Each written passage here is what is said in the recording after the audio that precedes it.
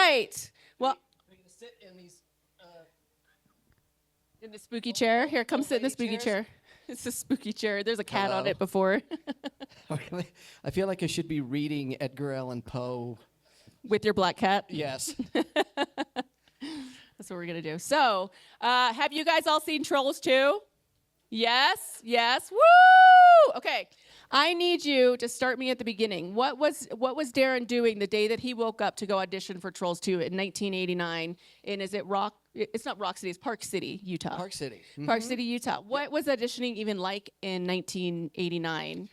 It was very traditional, very old school. It was at I can't remember the name of the condos, but it was in Park City. My agent called me, and just the week before, I had auditioned for Halloween 4 because they filmed Halloween 4 and 5 in Salt Lake, and I didn't get it. And so my agent called and set me for this. Said it's called Goblin, and I prepared for it. Like I'm really anxious to do well, you know, because it looked like it was a pretty fun part. I remember though the script and the wording, it was kind of clunky, so I just put as much energy as I could into it. I walked in to the room, and it was just filled with smoke. It was like 1989, and it's an all-Italian crew, chain smoking, and kind of disinterested in the whole thing, kind of talking amongst themselves. And I'm like, okay, let's go. And then Claudio, the director, said, are you ready? And I went, yeah. And he goes, oh, okay, all right. So I did the oh my God scene.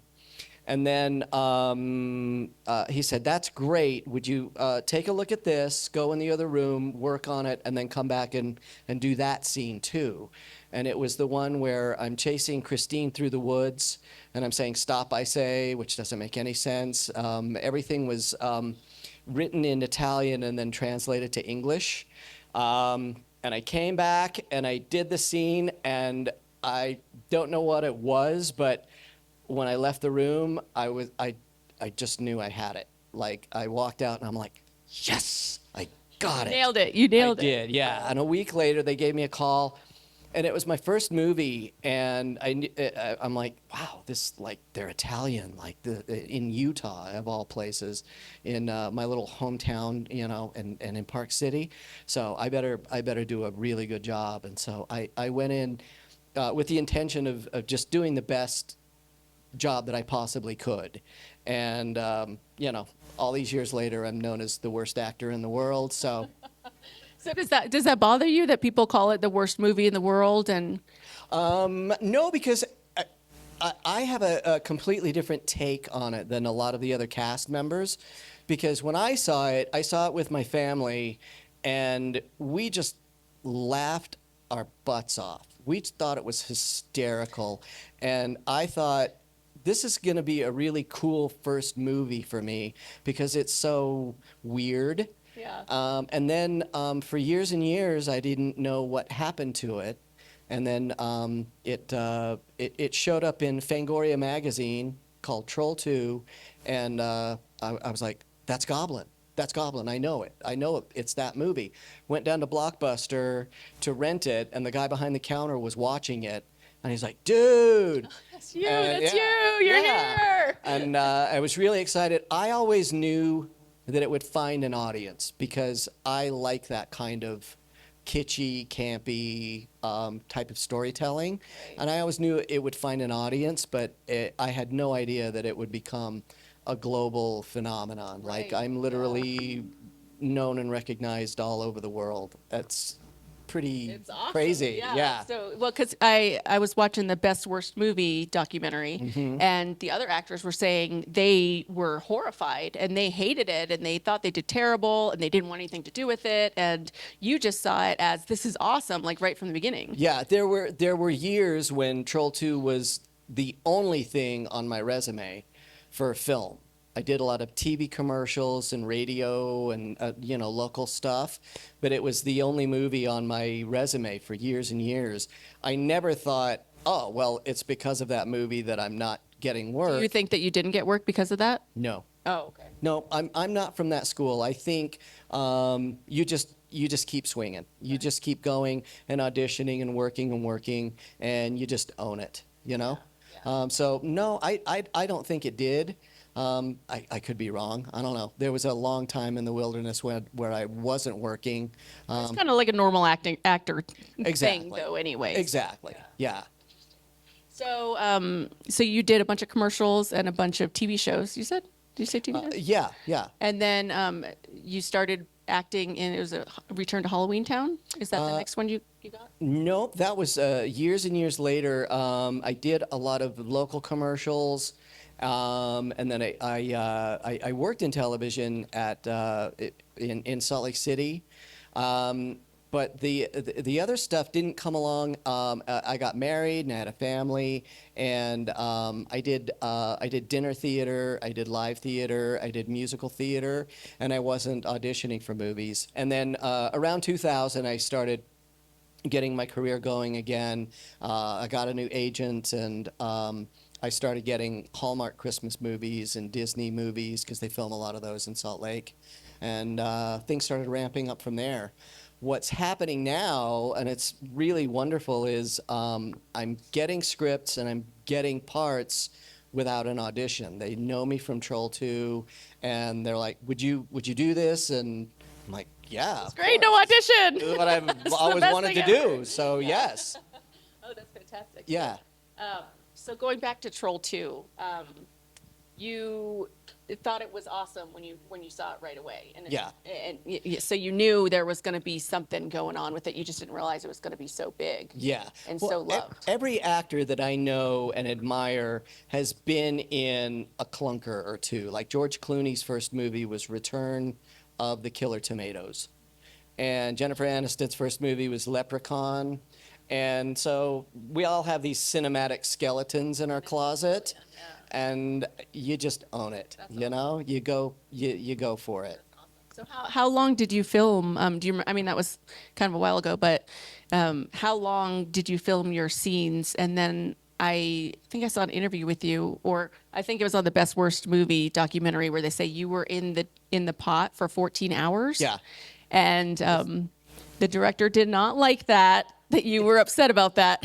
It was not a union shoot. Yeah. There weren't any trailers. There was no craft services. They would bring in fish. They would bring in pizza. But it was. I worked for 10 days. I made $100 a day, no residuals. And on that day, it was actually the last day that I was in the pot, and they painted my legs with rubber cement. They put the appliances on.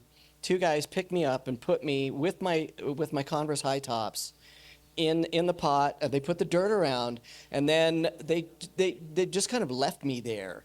And we would do the scenes, and I didn't want to make any trouble, but I was literally like, I was getting hungry and I was getting dehydrated and Bathroom at some point. yeah, and at one point they broke for lunch and everybody left, and I was just standing there in the pot, and the director's daughter, I don't remember her name, but she came in and she pushed a stool under my butt, and she brought me like a protein shake with a straw, because I had all these appliances on, and that's what I had.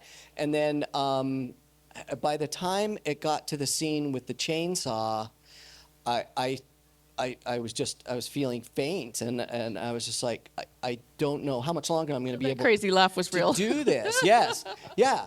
And it said in the script that I'm supposed to laugh, like it's supposed to tickle, but it was a real chainsaw, and there was a real chain on it. Yeah, and I am still to this day terrified of chainsaws. And then they dumped me out, and they kept my shoes, and I went home, and Deborah, who plays Credence, drove me to Mervyn's. I still have the makeup on. She drove me to Mervyn's, bought me some new Converse high tops, and then drove me home. And then the next day, I was supposed to film another scene, and by then, they said, nope, we don't need you. Thanks for coming, and that was that. Yeah. That was it. Yes. Wow. And then it was years later that you saw it in the magazine that came out. Yeah. Yeah. In Fangoria magazine. But it got released on HBO is what Yeah. right? Right Yeah. away, or? It played ad nauseum in the early 90s on HBO. And that's where it really started to attract an audience. And then when it came out on VHS and people started passing it around, it just kind of vacillated. And by the time it got to 2006, that New York screening, that was the first screening of Troll 2 that I'm aware of, and they asked me to come out with the rest of the cast, and I had no idea what to expect. I really thought this is going to be like a Spinal Tap moment with Artie Fufkin, and nobody's going to show up, and they're going to be mean to me, and I've never been to New York, and I was, I was very, very nervous about it, and it was sold out, lined around the block, people standing in the rain, and they just loved it. And my life has not been the same since then. Wow. So it's just definitely opened doors for you since 2006 is when it happened. Yeah, yeah. Okay, wow. And I started getting, I worked at the Salt Lake Tribune and in the online department, and I started getting fan mail sent to me at the newspaper. Oh, wow. What's the coolest piece of fan mail you think you've gotten? I get a lot of like personal drawings, personal artwork, and they want me to autograph it. And And send it back? that's yeah. No, I want it. You're gonna give yeah. me my artwork. But no, yeah, they send me return postage and everything, and it really is. It's very heartwarming for me. You know, I'm an actor. This is what I love to do. So for that movie to touch so many people, I don't see it as a negative thing. It's not a bad experience for me. I wish I've got residuals for it. Right. You know, Oh, yeah. you know, I still have to work. I got a mortgage I got to pay for, and I'm not rich by any stretch, but I am famous. So Right. Yeah. The cult phenomenon. That's Right. amazing. Yeah. Who can say that? So that's pretty amazing. So, yeah, I'm lucky. So you're in Park City. I always want to call it Rock City, but it's Park City. Park City. And you have a band. Yep. What tell us about your band? It's called Dizzy DeSoto. I'm not doing it now. I moved to Phoenix, and I'm just kind of I'm doing these kind of things, and I filmed 2 movies last year. I'm averaging 2 movies a year right now, and I'd love to come and do these horror conventions because they're so much fun. And that's kind of been my life, but for 15 years, I started my own band called Dizzy DeSoto. It's a 50s tribute band that I started with my daughters because I played drums and I wanted to teach them how to play music. And so we just started playing Elvis tunes and Buddy Holly tunes, and it kind of blossomed into Dizzy DeSoto, a 50s tribute band. And it almost immediately started being profitable, and it was a lot of fun and a really good time. And it was 15 years that I did that, and I still will noodle around with the guitar and the drums, but I'm not really doing music that much these days. It's an expensive hobby to be a musician. Yeah, well, expensive for me because I lost my hearing. Like I'm hearing impaired because I was a sideman on drums in Salt Lake City for like 20 years, where they would just call and say, "It's a country gig. Can you show up for 3 hours?" You didn't wear earplugs. Yeah, and I didn't wear earplugs. Yep, wear earplugs, folks. Wear earplugs for sure. So, so you're writing and directing. You have 2 movies that you're working on that you write and direct, or is that old? movies that I read? Nope. I've directed and produced a lot of local television ads. And that's what I did for a long time. And I also helped to produce industrial training videos with my friend and roommate, Lisa Nico, in our place in Phoenix. What is your favorite thing to do? I like to act. Acting. And I love to come to these kinds of things because there is so much wonderful creative energy, and the horror conventions and the horror community in general is it's like nothing else. Like the people are so passionate and friendly and fun, and they're interested in the same geeky stuff that I'm interested in. Right. Yeah. That's cool. So what was the troll food like tasting? Was it delicious? No, no, that's the thing. Like so much of the movie is about food, and if you look, it is the most unappetizing. It looks like crap. green frosting. I would just- eat it. I'd be like, okay. It's just gross. Yeah. Those cakes look pretty good. They were not. and I remember on the first day we were pretty much the whole cast was there at the house in Salt Lake, where Holly is doing the reps, and we were literally standing, all three of us, on this rickety ladder, 2 stories up, doing the scene, and I remember thinking, how is this going to work? Like how and they filmed the final scene with his mom that same day, and she was laid out on the table with the green stuff, and I remember thinking, are they going to fix that in post, because that looks really awful? Nope. That's they stuck with it. Yeah. And nobody really spoke English on set. They spoke very little English. It was broken English, and I remember getting yelled at a lot, and I was just thinking, I'm doing a terrible job. I'm blowing it. And then we would do the scenes with Christine, the blonde. She was a bikini model. We're actually still friends, Christine and I, and they were like, they treated her like she was Christy Brinkley, you know. It was like, oh, come here, and they're like, Darren, get over here, you know. And I was so eager to make them happy, that I went for it, and it is what it is, and I've learned to make peace with it. There was a long time where I just thought, wow, I'm not good at this. I'm really not good at this, but I love to do it. So I did a lot of dinner theater. I started doing plays. If it's your thing, you just do it. Just do it. Whatever your thing is. If you like to sing, don't worry if you're not going to make a living at it. If you love to do it, then do it. Right. Yeah. That's awesome. I do have another question for you. I had to save this one. And I made it my screensaver, so I remember to ask you. So it says on the internet, on your IMDb, trivia, he once broke into the dressing room of Graham Chapman just to meet the British comedian and Monty Python alum. That's true. Can you explain this situation, please?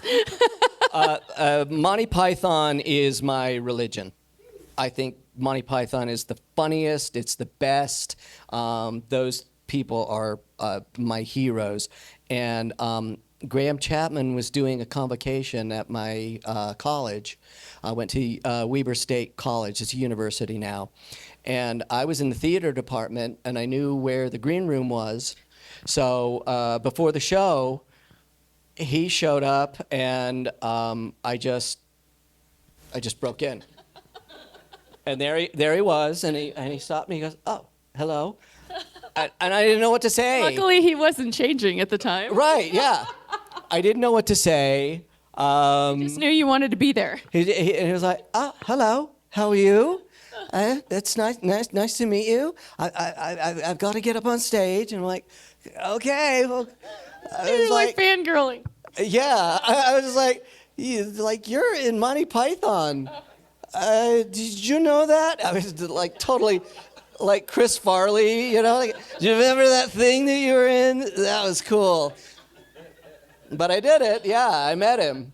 And then, yeah, and he's the one, like, he passed away just a couple of years later. And so I feel pretty lucky that I did that. Probably could have gotten in a lot of trouble, but well, screw it, you know? When do you ever get the chance to meet somebody from Monty Python? Just going for it. You gotta go for it. Yep. That's great.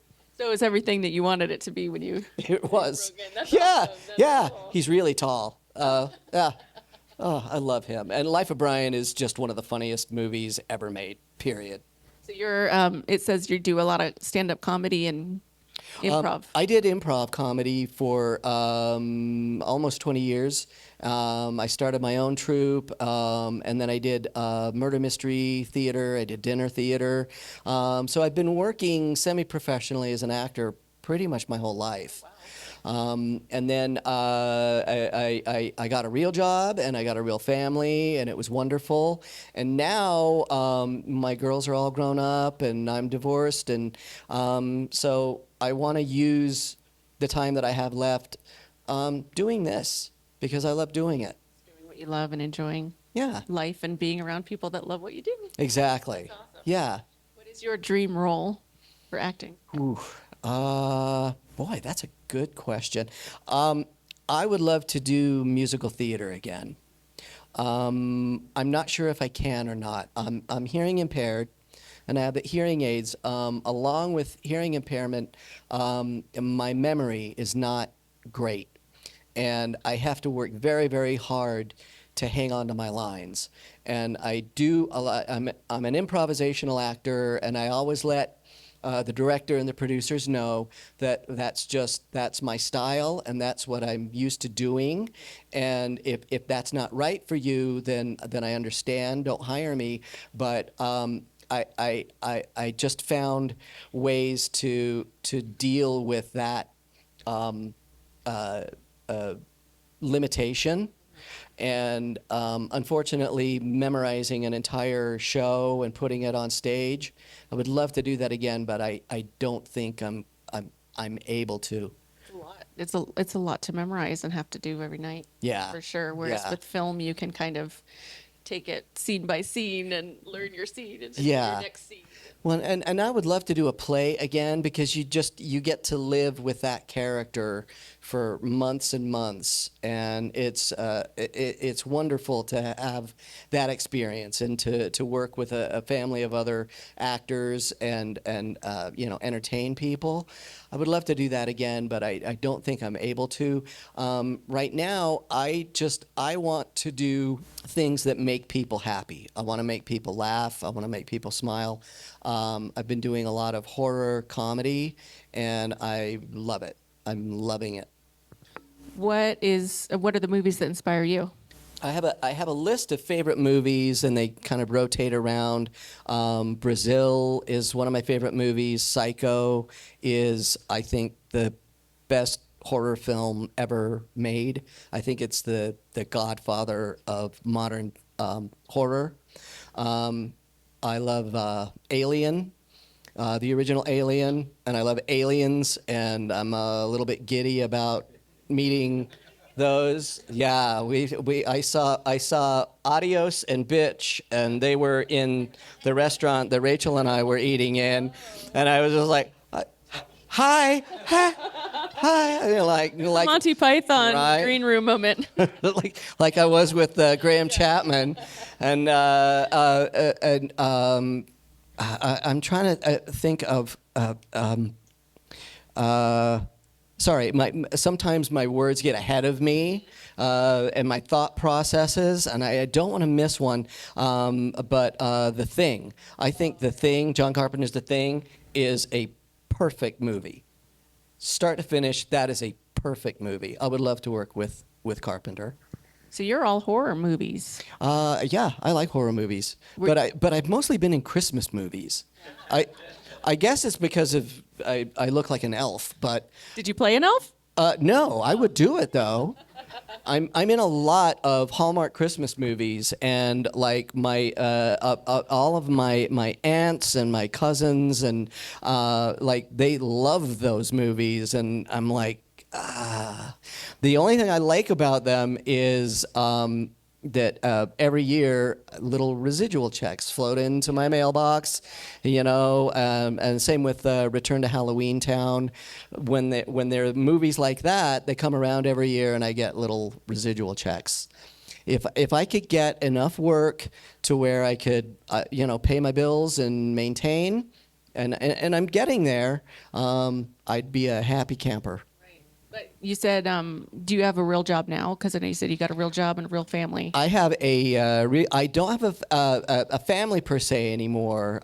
Kids are grown up. Yep. Both of my girls are grown up. They live in Washington, a long ways away. But I have, and this is true, I just started a new job. I work in the garden department at my local Home Depot. Oh. Don't do it. Don't Yeah. do it. Yep. We saw what happened last time. I know. Did you show him your clip and say, I have experience with gardening? I didn't say anything. And then my trainer, Glenn, comes in and he holds up the phone. He says, "Is that you?" I said, "Yeah, that's me." Don't do that here. And Don't. he said, "Did you know you're famous?" And I said, "Yeah, I just didn't want anybody here to know I was famous." No, you gotta find a new job. But you know what? I love the job, and they work with my schedule. If I get something like this, they're very accommodating. And I'm helping people. It's a really groovy, because you know when you work in the arts, you got to survive. You got to make a living, and I can't wait tables. I can't tend bar. So this has been a really groovy little part-time job. I don't want to get a real job right now. I want to keep doing this. Yeah, and a lot of jobs they're like want you there 9 to 5. You have no time you can't take a week or two off to go do anything. Yeah. Yeah, I've done that, and I've made a nice, solid, steady living, while the girls were growing up, and now I just want to do what I want to do with my life. Very cool. So do you have any movies that you're going to write and direct in progress right now? I hope so. Yeah, I'm working on a project with my roommate and best friend Lisa. She and I want to do more psychological horror and comedy, and we're both going to be producing, and I would love to start directing again. I've never directed a feature film. I've directed literally dozens and dozens of TV ads, and I love directing, and I would love to direct a feature film. And you're writing that right now with Lisa? Yeah. Oh, cool. Okay. Do you have are you allowed to tell us what it's about, or? It's just a framework right now, and we're just working out a few things that we want, and then I'm working with some other people who have done this before, like James Balsamo. I did a movie with him called Trolls Fever in Atlanta, and we're the three of us are going to be doing a movie called Snake Church with Jake the Snake, the wrestler. We're going to be doing that probably next year in Phoenix, and we're going to use that time to figure out what this project is going to be and do. You're in Phoenix right now? Yep. Oh, cool. I live in Okay. Phoenix now. I used to live in Tempe. Oh, With yeah? ASU, yeah. Oh, I love yeah. Tempe. It looks so different than it did, like, going back. They demolished the house I used to live in, and there's, like, high-rise. Yeah. Oh, it's crazy, It's that little very, downtown. very gentrified. There's still a great music vibe there, though. Still a great music scene, especially original music. Oh, that's neat. That's neat. Yeah, it looked like a little tiny Vegas or something. Yeah. But do you go to Scottsdale a lot? When I can afford to, yeah. That used to be the place. Yeah, Lisa everyone goes went there to. all the time. Yeah. All the clubs down in Scottsdale, and then you got like a 2-hour drive to Vegas. Right. You go to Yeah. Vegas? I love Vegas. I filmed a movie there last year with Jenna Jameson. Oh, okay. That Jenna Jameson. That's right. She lives out there. In Or a she used nun to live in- outfit. She Yeah. used to live in Phoenix or something. Oh, yeah. Yeah. Yeah. So the only time I'm in Vegas these days is when I'm working. Working the gambling tables. Making movies, things like That's that. cool. Yeah. I'm a prostitute, male prostitute. Oh, hey. So Yeah. they got those cards that they go like this. Get your cards. You got to make a living. Yeah. Right? Yeah. It's your side hustle Yes. when you're not pushing plants. Right? So you do you like Phoenix better than you like Utah? Living there? Yeah. Yeah. Utah was a great place to raise my girls, and there are a lot of people that I love very much in Utah. Moving to Phoenix has been a like a boy meets world experience for me. It's the first time I ever really got out of my comfort zone, and I'm closer to my best friend Lisa, and it was kind of scary, but I love it there. I'm really enjoying it. I don't even mind the heat. I think it's great, and if I never have to shovel my driveway again, I'm gonna be a happy man. Yeah, that's definitely a lot nicer to be. But it's a dry heat. It's a dry heat. It's a dry heat. I literally have a T-shirt that Yeah. says it's a dry heat. It's a dry heat. Yeah, see, it's a dry heat. He knows. Yeah.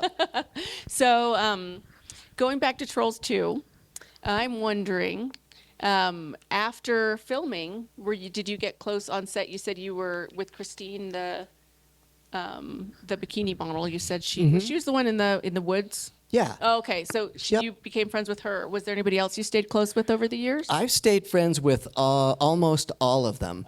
It's become, because of events like this, and there was a screening in Salt Lake City just a couple of months ago, and most of the people in the movie still live in Utah, and we're a family. Like the cast of that movie, we're all like a family. Even the people that played the goblins, in the potato sacks.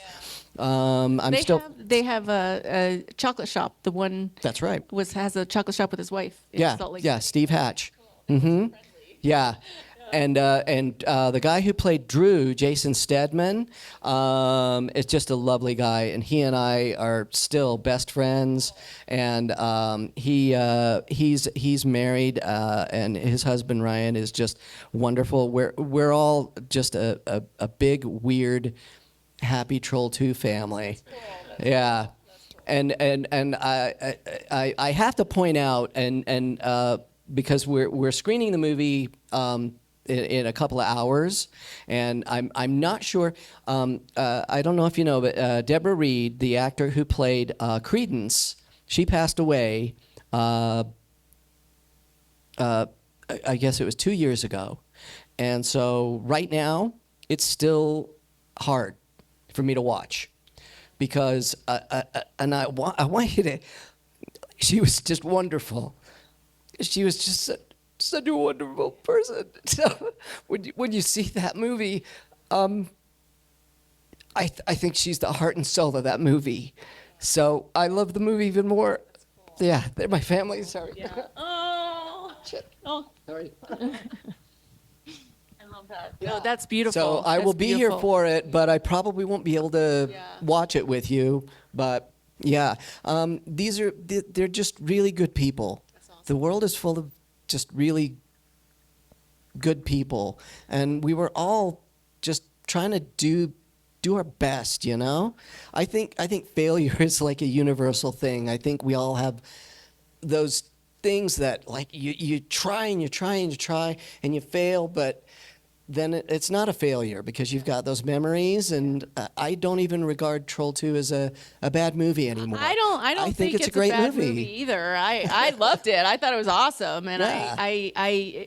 it kind of hurt me. I mean, like I have nothing to do with the movie. I wasn't in it by any means, but just when the actors were saying they were so hated it and they took it off their resume, and I was like, "Are you kidding me?" Yeah. Like it was so cool. Like Yeah. and so many people love it, and it touched so many people's lives. And I just, watching, after watching Trolls 2 and then watching the best worst movie, can you refer to it as the worst movie? I think it's fantastic. I agree with you. Loves it. Yeah, I agree with you. So it's crazy to call it that. I don't know how you can even call it that. It's not the worst movie at all. No, It's awesome. no, that's it. Transformers 2 is the worst movie ever made. Transformers 2. That's awesome. And they have no excuse for how bad that movie was. Like $250 million, and they came up with that? Yeah. That's crazy, though. You got paid $100 a day for 10 days. Yep. Wow, and no residuals. No residuals, and I got clipped on the taxes the next year. Oh gosh. And Yeah. that was your first acting check too. Yes. Yeah. Yep. Yeah. Oh wow. Yeah. Wow. But I mean, what memories and what an amazing just thing to be involved with. It's How just lucky am I Yeah. that my first film is that It's a film. classic. Yeah, I mean, you can't get any better than that. I'm friends with actors in New York and in Los Angeles, and they're all like, I would give anything to have something like that on my resume. It's cool that you laughed at it when you saw it too. Yeah. Instead of taking it so seriously and being like, "This is awful." Yeah. That it blew my mind watching the Best Worst Movie documentary and them saying that. Yeah. It blew my mind. It's so consistently entertaining from start to finish. And just when you think it's going to run out of gas, popcorn porn. Yeah. The popcorn scene. And you're just, and it ends at just the right time. And there are just weird things in it, like sing that song that you love so much. And it's row, row, row your boat. So they didn't have to pay for any royalties. And we're covering the Coke cans with our hands because he said, yeah, Coca-Cola, they don't pay us, so cover that. We were supposed to be drinking beer. This is a kind of a Mormon trivia thing about it. And the other actors were like, well, no, we don't want to drink beer, you know, or smoke. And I was like, I'll do whatever the hell you tell me to do. Like it's pretty obvious in the film that I don't smoke, but they handed me the pack of cigarettes and I smoked. So all right, you know, here we go, showbiz, yeah. Wow. So, so were they nice? They were Italian and always yelling, but do you consider them like lovely or? I do now. Yeah. And I have tremendous respect for Claudio. I think he's a great director, and his passion. He's a passionate filmmaker, they were all. I was just like from the middle of nowhere, and I couldn't understand. Like I didn't get it, so I just gave it the best that I could, and you know that's what it is. What was your favorite thing about filming? I loved working with Christine. And the scene where I'm chasing her through the woods and I tackle her, and I insisted that we do that at least 4 times.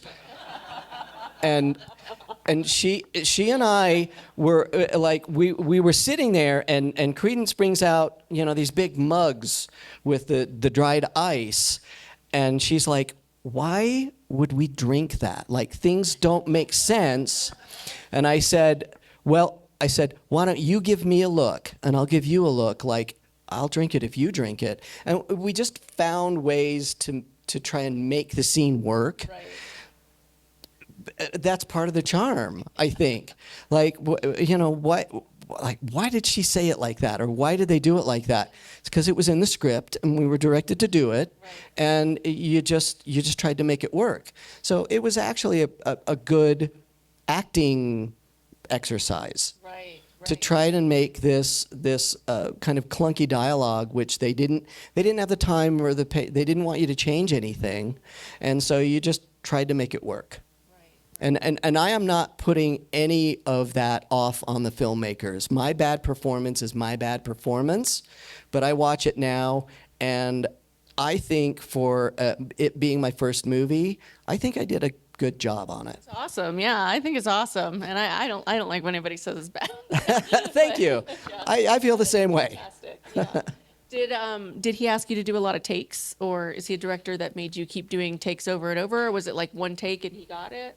On average, we had to work very fast, and we would do 2 to 3 takes. On the "Oh my God" line, that was miserable. We did that 10 times because, and I don't know why. I'm supposed to be frozen, and I kept going out of focus. I don't know why.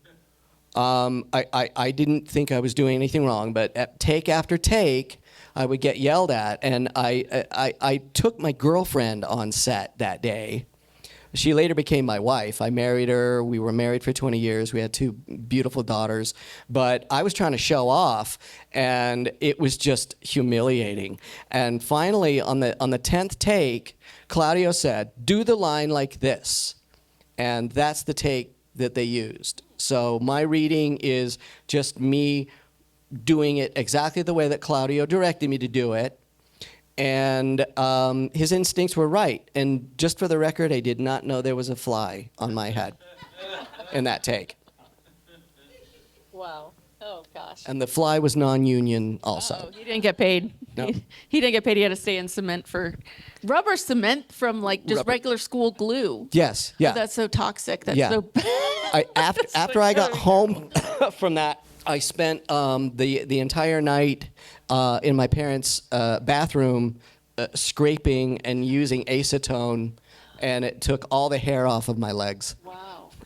What did your parents think about the role? Were they all in on your acting career, or were they get a real job? They were get a real job. Yeah. Getting covered in rubber cement. What are you doing? Get something good to fall back on, you know? And yeah. Don't be a vegetarian. Right. Don't eat the green stuff. Well, they didn't see acting as something that someone did as a profession. So it's not that they weren't supportive. It was that shouldn't you be playing baseball and chasing girls and that kind of thing? And I'm like, no, I like doing plays and playing music. So I've always been kind of a nerdy How guy. old were you when you in '89? In when? And when you were doing Trolls 2, how old were you? I was 21, playing 16. Okay. A lot older than those other guys. Were they all 16? Or Holly Yeah. was Yeah. 13. She said she was a preteen or Yep. something. Yeah. She was 13. Yeah. And they were like, they're all, because I'm so fond of all of them, but it really was, it was just very strange.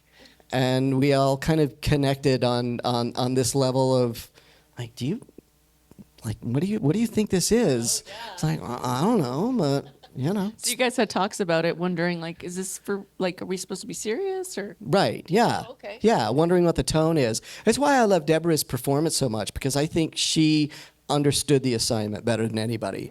I think Credence is the best part of that. That and Sheriff Gene Freak. Oh, yeah. Brilliant. Yeah. Absolutely brilliant. Hilarious. Wow. Okay, so so if you were gonna go back, I think at the end they ask, there's like is it really Trolls 2 Part 2 that's being written right now? Is that Yeah. real? Have you gotten word of that? Have you talked to them or? Every now and again, I hear about it, grapevine? and through either George or somebody wants to do it. I don't know. I kind of. It's not a sequel to anything, even though it's called Troll 2. Right. And I think you should do it and then do something else. I think it would be a mistake to try and repeat that. To hit that as That said, I would love to work with those people again, but they're gonna have to pay me a lot more than $100 a day. $100 a minute. Yeah. Yeah. Wow. Okay. How are we on time? We're good? We're there. Oh, we're here. Oh, we're okay. So before we leave, can we get you to do the line? We got to get the line. We got to get the line. Yeah. Gotta get into character The here. line. Gotta get into character. Gotta dig deep. Yeah. All right. Yes. Here we go. They're eating her. And then they're going to eat me. Oh my God!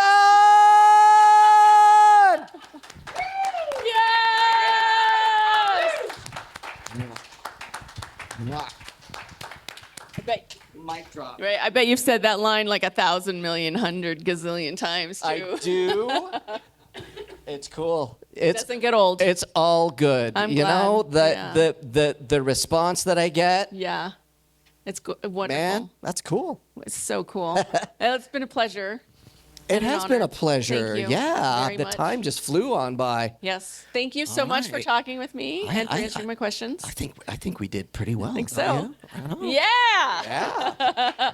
All right. Thank you guys so much for coming. So Troll 2 will be screening in this room at 6 p.m. So right in here, come on back at 6 o'clock.